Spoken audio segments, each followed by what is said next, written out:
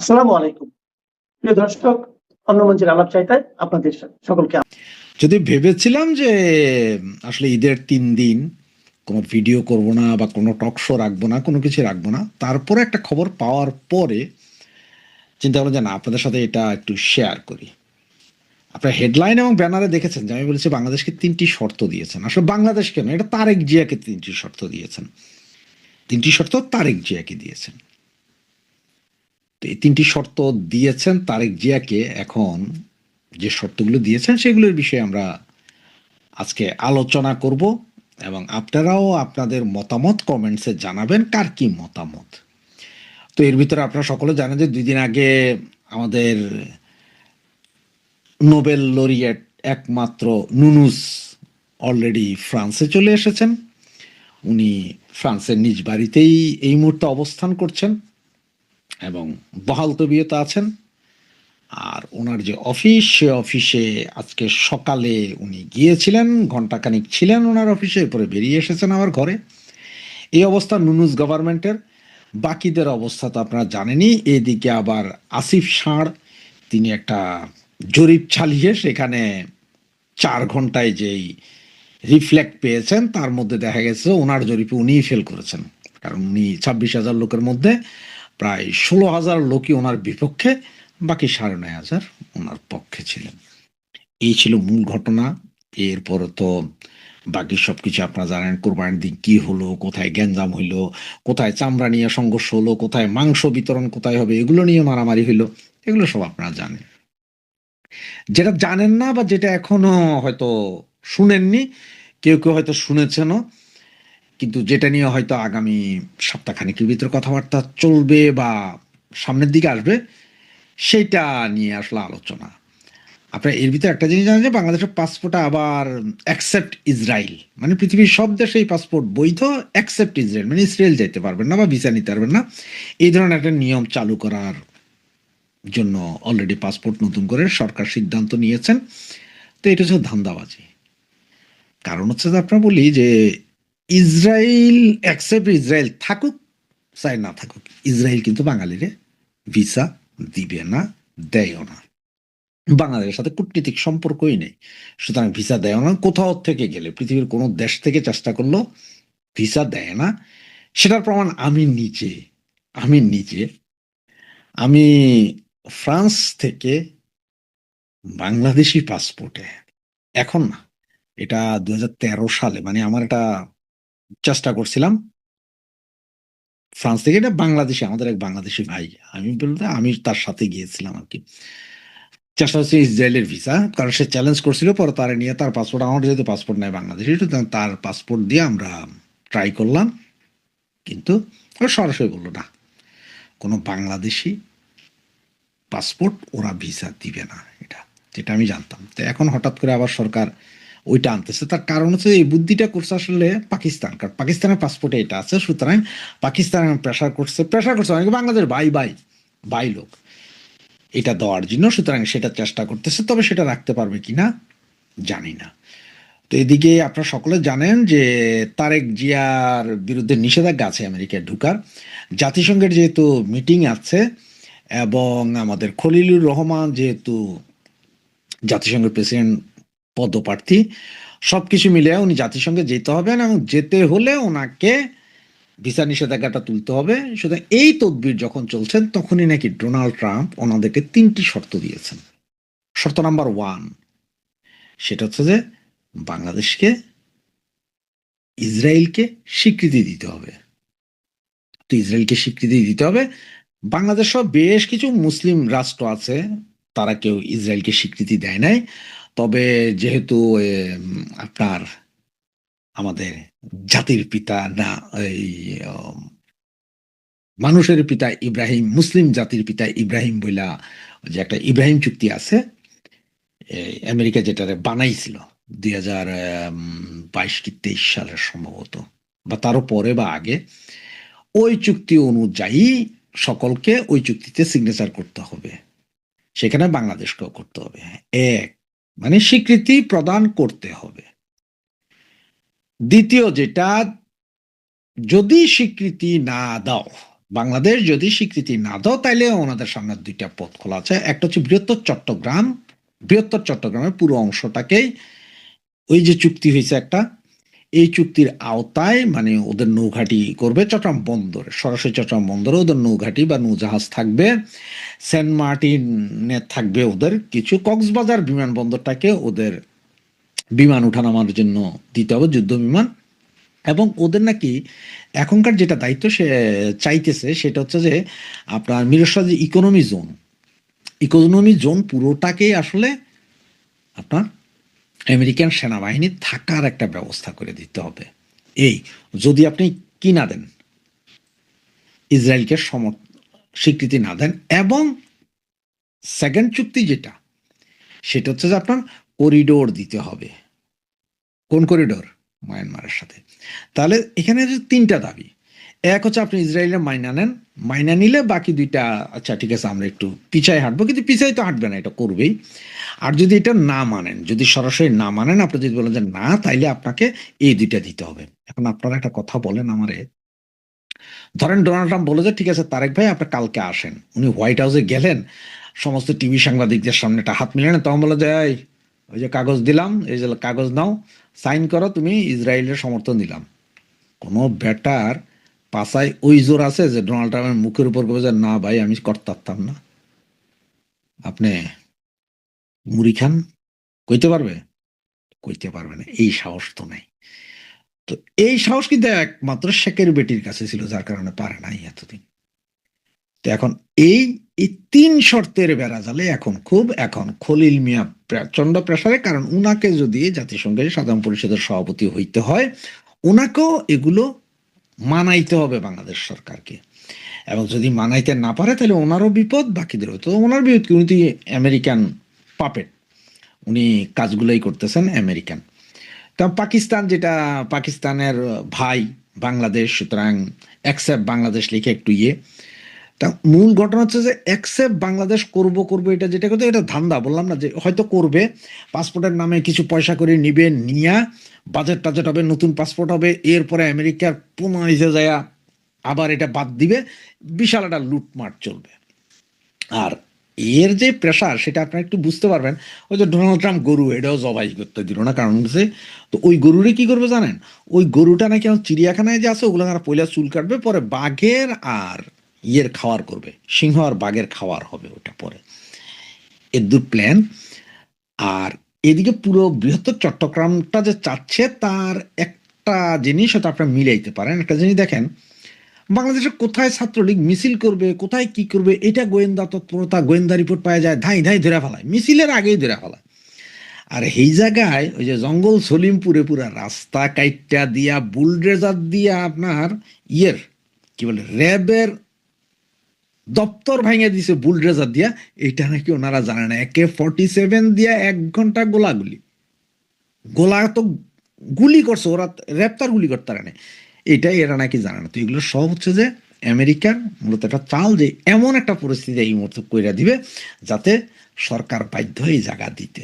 কারণ সরকার তো চুক্তিভিত্তিক সরকার, উনি আসছেন, উনি এগুলো করতে হবেন।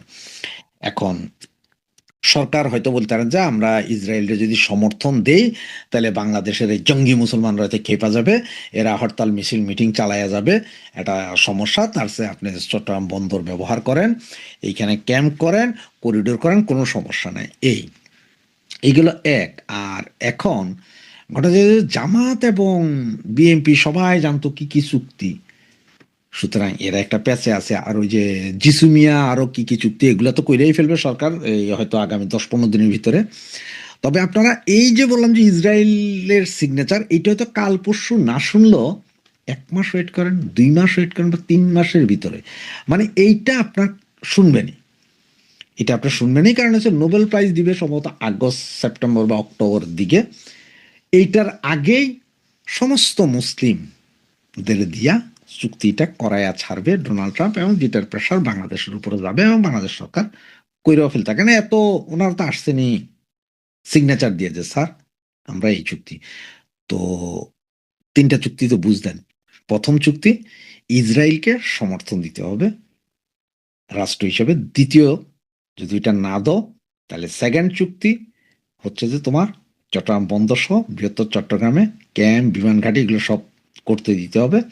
এবং তৃতীয় হচ্ছে যে আপনার করিডোর, যেটা কথা হয়েছে, যেটা চুক্তি হয়ে গেছে আগে, ওইটার এবার পরিকল্পনা সহ বাকি কাজ বাংলাদেশ সরকারকে করতে হবে।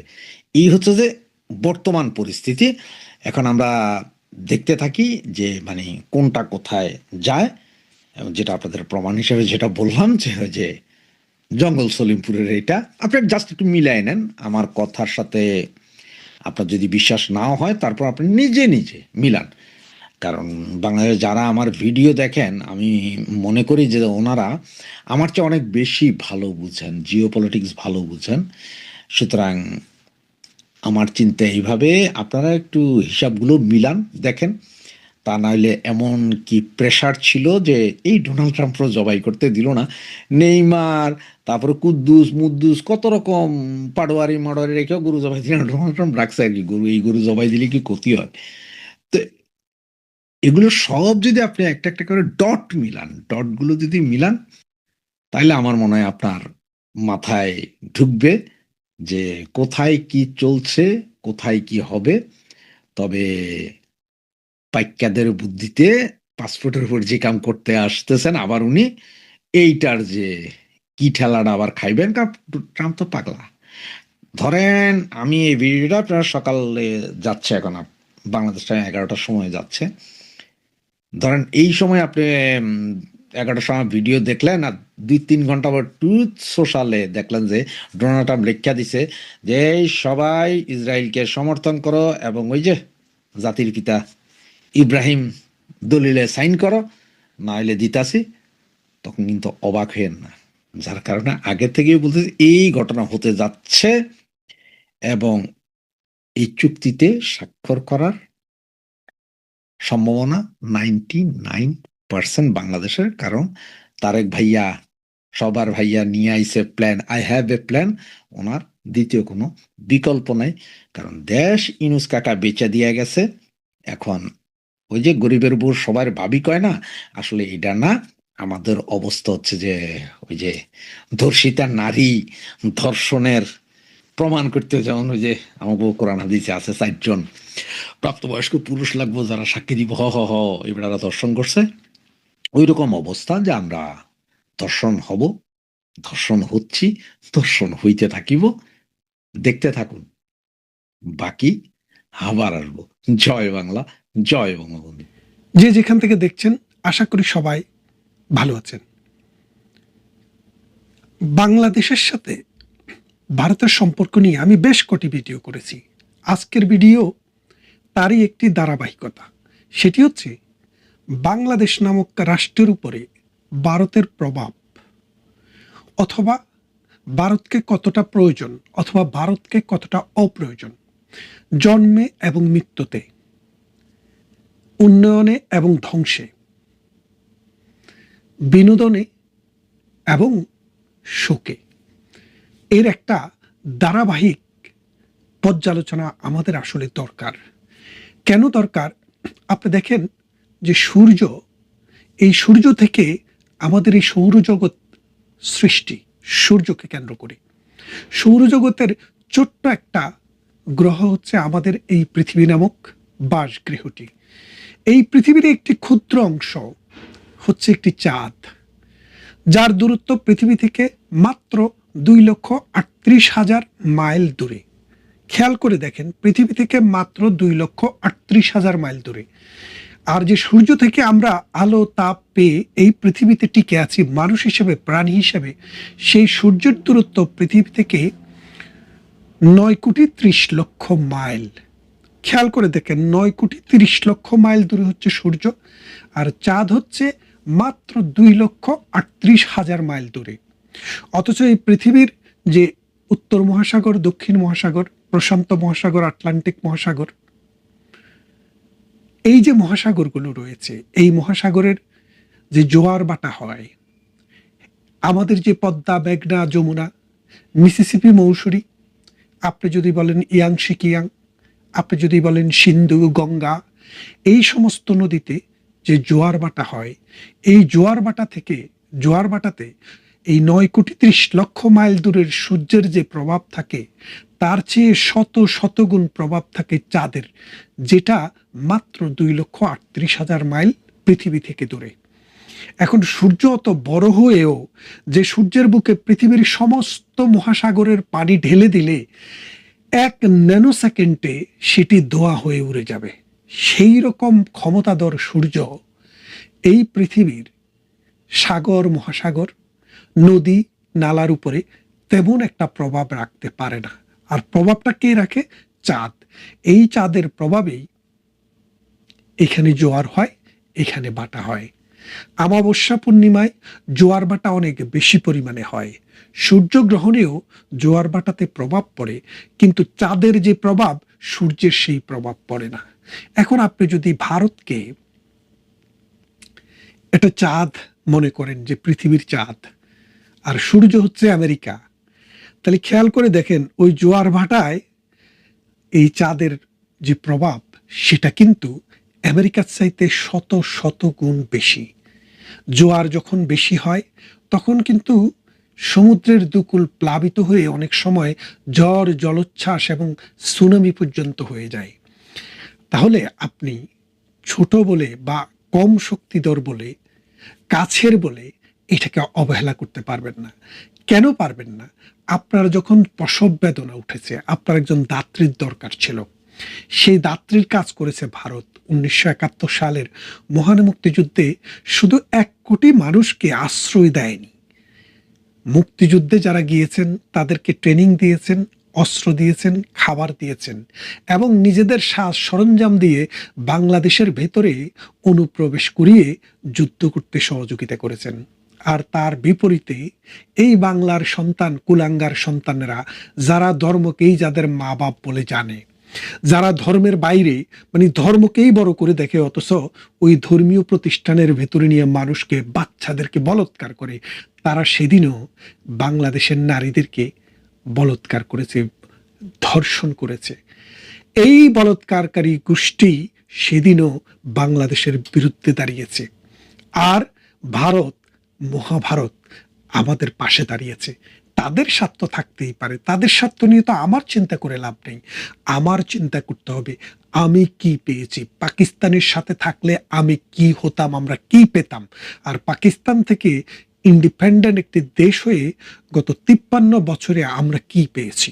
এখন দেখেন, তারেক রহমান সরকার যখন এবারে ক্ষমতায় আসে, জামাতে ইসলাম মোটামুটি বাংলাদেশে একটা ভাইব তুলে ফেলেছিল যে তারাই ক্ষমতায় আসছে। দলে দলে বড় বড় কোম্পানিরা তলে তলে কোটি কোটি টাকা তাদেরকে ডোনেশন দেওয়া শুরু করেছিল। এই লাল বদরেরাও বিএনপির শিবির ছেড়ে জামাতের সাথে কোয়ালিশন করেছিল, ভাবছিল কে কি কোন মন্ত্রণালয় কাকে দেওয়া হবে সেটা তারা বন্টন করছিল। কিন্তু ভারত এবং বাংলাদেশ যৌথভাবে দেখিয়ে দিয়েছে এই দেশ, এই সমাজ 1971 সালের ধর্ষক এবং বলৎকারকারীদের পক্ষে নেই। এই দেশ, এই মাটি 71-এর মহান মুক্তিযুদ্ধের পক্ষের। এই কথা মনে করিয়ে দিয়ে বিএনপিকে বিপুল ভোটে জয়লাভ করিয়েছিল। যদিও অনেকে এটাকে মেকানিজমের নির্বাচন বলেন, আমি সেদিকে গেলাম না। ইউনূসের মন্ত্রী পরিষদের একে একে সব সদস্য আইসা এখন নিজে ছাপাই দিচ্ছে যে এটা ডিপ স্টেটের কাজ। আপনারা যারা দেশপ্রেমিক মনে করেছিলেন শেখ হাসিনা সরকারের বিরুদ্ধে জনবিদ্রোহ হয়েছে, এখন মানুষ সোজাসুজিভাবে বুঝতে পারে যে আমেরিকার নিজের স্বার্থটাকে হাসিল করার জন্য, বাংলাদেশটাকে তার দখলে নেওয়ার জন্য, এই জায়গাটাকে একটা ব্যাটেল ফিল্ড করার জন্য চীনের সাথে, ভারতের সাথে, মিয়ানমারের সাথে যুদ্ধ করার জন্য তার যে ভূখণ্ড দরকার ছিল, তার সবচাইতে ভালো জায়গা হচ্ছে বাংলাদেশ।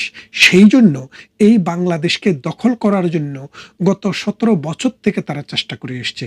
শেখের বেটি জননেত্রী শেখ হাসিনা, বাংলাদেশের মানুষের নয়নের মণি, তিনি বলেছেন আমার ক্ষমতা চলে যেতে পারে, আমার জীবন চলে যেতে পারে, বাংলার 1 ইঞ্চি মাটিও আমি আমেরিকান হাতে তুলে দেব না। তখন এই বাংলাদেশের জন্ম নেওয়া এক কুলাঙ্গার সন্তান, আমেরিকা তাকে নোবেল পাইয়ে দিয়েছে। তাকে ওই যে সুদের ব্যবসা করার জন্য গ্রামীণ ব্যাংকের টাকা ইনজেকশন করেছে, গ্রামীণ ফোনে টাকা ইনজেকশন করেছে এবং পৃথিবীতে তাকে নিয়ে নাচানাচি করেছে। আর সময় মতো এই মীর জাফরকে দিয়ে বাংলার স্বাধীনতাকে নস্যাৎ করার একটা সুযোগ তৈরি করেছে। এখন বিএনপি ভারতের সাথে সম্পর্ক কেমন রাখবে, ভারতের সাথে বিএনপির সম্পর্ক কেমন হলে এই দেশ টিকে যাবে, এই সমাজ এই রাষ্ট্র টিকে যাবে, সেটা কিন্তু ভাববার সময় বিএনপির এখনই। বিএনপি যদি ভারতের সাথে সুসম্পর্ক না করে পাকিস্তানের সাথে দিন দিন উত্তর সম্পর্ক বৃদ্ধি করে, তাহলে আপনাকে মনে রাখতে হবে ভারতও কিন্তু তার সহযোগিতার হাতটা আস্তে আস্তে গুটিয়ে নেবে। বাংলাদেশের সাথে যদি ভারতের সম্পর্ক সর্বোচ্চ নেতিবাচক জায়গায় যায়, প্রতি বছর বাংলাদেশ 0.5% 1% করে করে জিডিপি খোয়াতে আগামী 5-10 বছরের মধ্যে বাংলাদেশ একটি মৃত রাষ্ট্র হয়ে যাবে। সোমালিয়ার মতো, আফগানের মতো, পাকিস্তানের মতো তলাবিহীন জুড়ি, অর্থাৎ একটা ব্যর্থ রাষ্ট্রে পরিণত হবে। আপনি খেয়াল করে দেখেন, বাংলাদেশ সুজলা সুফলা, শস্য শ্যামলা। ছোটবেলায় আপনারা কে না স্কুলে পড়েছেন, বাংলাদেশ কি দেশ? নদীমাতৃক দেশ। নদী হচ্ছে এই দেশের মাতা, দুটি কারণে। বাংলার মানুষের খাদ্য অভ্যাস হচ্ছে ভাত এবং মাছ, তাই বলা হতো মাছে ভাতে বাঙালি। এক সময় ছিল আমার সন্তান যেন থাকে দুধে ভাতে। এই দুধে ভাতে বলেন আর মাছে ভাতে বলেন আর খালেদা জিয়ার ডাল ভাতে বলেন, এটার সাথে নদী এবং পানির সম্পর্কটা নিবিড়। কারণ আপনার যদি নদীতে পানি না থাকে, ফসল উৎপাদন হবে না। সে ডাল হোক আর সে মাছ হোক, সে ভাতের জন্য চাল হোক আর যেটাই হোক, উৎপাদনের জন্য আমাদের এই উর্বর সমভূমিতে পানির প্রয়োজন। আর এই পানিগুলার প্রবাহ আসে পদ্মা, মেঘনা, যমুনা, আত্রাইয়া, আমাদের সুরমা, কুশিয়ারা, মাতামুহুরী, সাঙ্গ। এই যে নদী, এই নদীগুলো আমাদের দেশের প্রাণ, আমাদের দেশের মা, তাই তো নদীমাতৃক দেশ। আর এই নদীর জন্ম ভারতে। আমাদের 54টি নদী ভারতীয় অববাহিকা থেকে এই বাংলার বাটি অঞ্চলে এসে এটাকে উর্বর করেছে, এটাকে নদীময় করেছে, এটাকে খালময় করেছে, পানিময় করেছে। যত দিন যাচ্ছে ভারতের সাথে সম্পর্ক যত খারাপ হবে, এই নদীগুলোতে বাঁধ তত বাড়বে। এই নদীর পানি ড্রেন করে ভারত তার অন্যান্য শুষ্ক অঞ্চলে নিয়ে যাওয়ার চেষ্টা করবে, কারণ ভারতের অর্থনৈতিক সক্ষমতা বেড়েছে এবং মিঠা পানির যে বহুমাত্রিক ব্যবহার, সেটাও কিন্তু জ্ঞান বিজ্ঞানের উন্নতির ফলে বেড়ে যাচ্ছে। এর ফলে ভারতকে আপনি কোনোভাবেই থামাতে পারবেন না। যদি থামাতে হয়, সেটা হলো সুসম্পর্ক, বন্ধুত্বপূর্ণ সম্পর্ক, সুপ্রতিবেশী সুলভ আচরণ এবং পাকিস্তানের জঙ্গিদেরকে আশ্রয় প্রশ্রয় দেওয়া বন্ধ করতে হবে। তা না হলে এই বাংলাদেশ, এই বদ্বীপটি 53 বছর গেছে, 54 বছর গেছে, আরো 20 বছরও টিকিয়ে রাখতে পারবেন কিনা সেটা একটু হুমকির মুখে পড়ে যাবে। আমরা চাই আমাদের এই পূর্বপুরুষের দেশ, এই দেশ থাকবে, স্বাধীন থাকবে। ভারত আমাদের বন্ধু। আপনি খেয়াল করে দেখেন, বাংলাদেশের 54 বছরে ভারত কি কখনো কোনোদিন বাংলাদেশের 1 ইঞ্চি জায়গা দখল করার চেষ্টা করেছে? করেনি। উল্টো আমাদের সীমান্ত চুক্তি বাস্তবায়ন করার জন্য 1500 হেক্টর জমি শেখ হাসিনাকে উপহার হিসেবে দিয়ে দিয়েছে। অর্থাৎ ভারতের 1500 হেক্টর জমি বাংলাদেশের মানচিত্রের ভিতরে ঢুকিয়ে দিয়েছে। তার মানে ভারতের ইন্টেনশন, ভারতের চেষ্টা সবসময় পজিটিভ ছিল। অথচ বিএনপি এবং 4 দলীয় জোট সরকার যখন ক্ষমতায় ছিল, চায়না এবং পাকিস্তানের 10টা অস্ত্র আপনারা ধরা পড়তে দেখেছেন। অনুপ চেটিয়া এবং পরেশ বড়ুয়াকে ঢাকাতে ধরা পড়তে দেখেছেন। তাদের কাজ ছিল ভারতের যে সীমান্ত অঞ্চল, ওখানে অশান্ত করার জন্য চায়না এবং পাকিস্তানের এই জঙ্গিদেরকে দিয়ে এই অস্ত্রগুলা ভারতে পাচার করা এবং ভারতকে অস্থিতিশীল করা। এই কাজটা করতে গিয়ে বিএনপি 17 বছর ক্ষমতার বাইরে ছিল।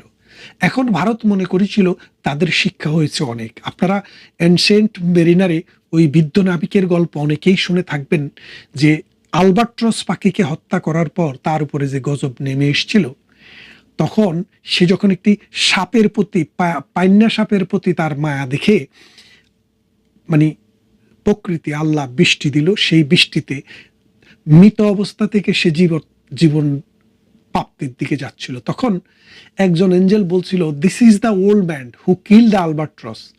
আরেকটা এঞ্জেল বলছিল, he has been punished enough. অর্থাৎ এই হচ্ছে সেই বুড়া যে আলবাট্রস পাখিকে, নিষ্পাপ পাখিটাকে হত্যা করেছিল।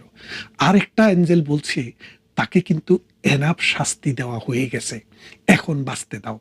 ভারতও সেই কথা মনে করেছিল যে 17 বছর বিএনপির অনেক ট্রেসিং হয়েছে, কিন্তু আমি দেখছি আজকাল বিএনপির পাকিস্তানমুখী যে পদচারণা, ভারত বিরোধীদের, ভারত বিদ্বেষী যেসব কথাবার্তা, এগুলা কিন্তু বিএনপির মধ্যে এখনো চলছে। তো এই অবস্থা থেকে যদি আমরা বেরিয়ে না আসতে পারি, আমাদের অর্থনীতি, আমাদের সমাজ ধ্বংসের মুখোমুখি হবে। আপনারা জানেন প্রতি বছর আমরা 1 বিলিয়ন ভারত থেকে ইম্পোর্ট করি আর এক্সপোর্ট করি, 10 বিলিয়ন আমরা ইম্পোর্ট করি ভারত থেকে, আর 1 বিলিয়ন এক্সপোর্ট করি। তার মানে প্রায় 9 বিলিয়ন এক্সপোর্ট ইম্পোর্ট ডিফিসিট। কিন্তু ভারত থেকে যে জিনিস আমরা কিনি সেটা হলো কাঁচামাল। কিসের কাঁচামাল? গার্মেন্ট ম্যানুফ্যাকচারিং এর কাঁচামাল। এই কাঁচামাল ভারত ছাড়া অন্য কোনো জায়গা থেকে কিনলে আমাদের টোটাল ট্রান্সপোর্টেশন এবং মানে বাইং কস্ট 20% বেড়ে যায়, সময় 3 মাস বেড়ে যায়। তাহলে আপনি তো ভারতকে দয়া মায়া দেখানোর জন্য কিনছেন না, আপনি 70 বিলিয়ন পৃথিবীর বিভিন্ন দেশে বিক্রি করার জন্য কিনছেন। সেই ভারতে আমাদেরকে যে ফ্যাসিলিটিটা দেয় যে আমরা ট্রান্সশিপমেন্ট করে আমাদের পচনশীল দ্রব্যগুলো, যেমন মাছ, তারপরে মিঠা পানির মাছ এবং বিভিন্ন শাক সবজি, মৌসুমি ফলমূল পৃথিবীর বিভিন্ন দেশে যে আমরা পাঠাই, বাঙালিরা যারা পৃথিবীতে 2 কোটি থাকে, ওটা অনেক সময়ই ভারতের বন্দরকে আমরা ট্রান্সশিপমেন্ট করে ব্যবহার করে আমরা পাঠিয়েছি। 5 বিলিয়ন প্রতি বছর আমরা ওই লাইন থেকে ইনকাম করেছি। সেই 5 বিলিয়নও এখন আমরা ইনকাম করতে পারছি না। তার মানেটা কি দাঁড়াচ্ছে? আমাদের এই সীমান্তে যদি ভারতের সাথে সম্পর্ক ভালো থাকে, মানুষের জীবন বদলে যায়, মানুষের জীবিকা বদলে যায়, বাংলাদেশের অর্থনীতি ভালো থাকে, নদীতে পানি থাকে, গোয়ালে গরু থাকে এবং মাছ থাকে নদীতে। আর তা যদি না হয়, এই দেশের ভাগ্য সত্যিকার অর্থে খুব খারাপের দিকে যাবে। তাই নিজেদের প্রয়োজনেই ভারতের সাথে একটি ভালো সম্পর্ক তৈরি করা দরকার।